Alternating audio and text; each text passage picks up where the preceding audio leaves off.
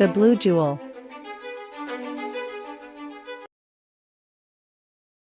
Chapter 8. Part 1.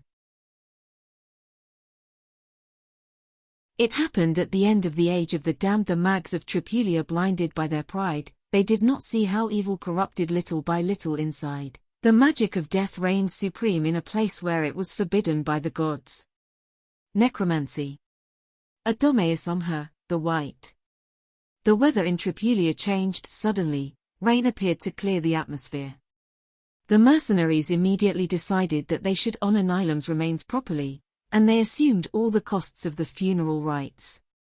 The Temple of Thani was one of the most notable buildings in the city. Officially it was to worship the goddess and treat the city's deceased properly, but Kush knew that it was created out of fear of the goddess of death and to prevent the bodies of the city from being desecrated to be used in ancient dark arts.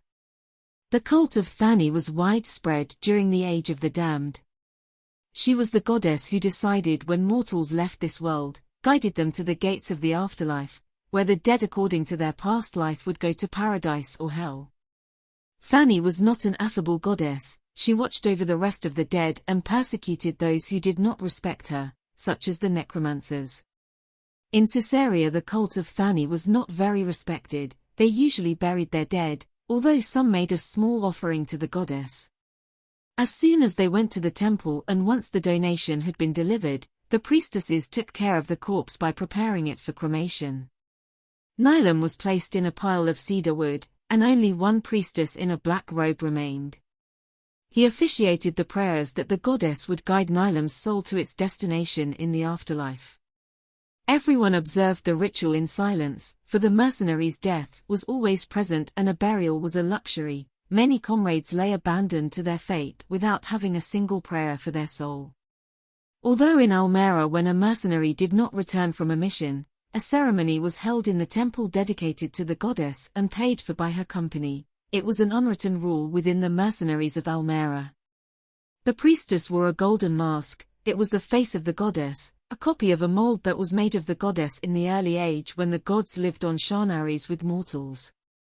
It was the first time he had observed a ritual of Thani. He had gone to the temples to ask for protection for the soul of his father or a companion who had died during his adventures, but it was the first time he had observed a ritual of cremation. That mask of the goddess of death was fascinating and very familiar to him. Arian, however, couldn't stop crying, as she was surrounded by Vanus and Kush, who didn't take death as naturally as his fellow warriors, who were more accustomed to dealing with loss. The fire burned brightly despite the rain. After 3 hours Nilam's body was completely reduced to ashes. The priestess took the ashes mixed with the rain in an urn and gave them to Arian, who now had to finish the rite. They went to another room in the temple, a large garden full of black petunias, the favorite flowers of the goddess. Right in the middle of the garden there was a kind of circular altar that had to be climbed by stairs. The priestess gave instructions as to what Arian was to do. Go up to the altar and empty the contents of the urn onto the base. The goddess would do the rest. The young woman in solitude did as she had been ordered. Just at that moment it stopped raining in the courtyard. Arian left the mixture of ashes with rainwater and descended from the altar to stand with his friends. A miracle of sorts occurred. The ashes dried and a gentle breeze scattered them over the black petunia garden. The ashes began to glow like fireflies flying merrily on a summer night and gradually faded away. Everyone was amazed.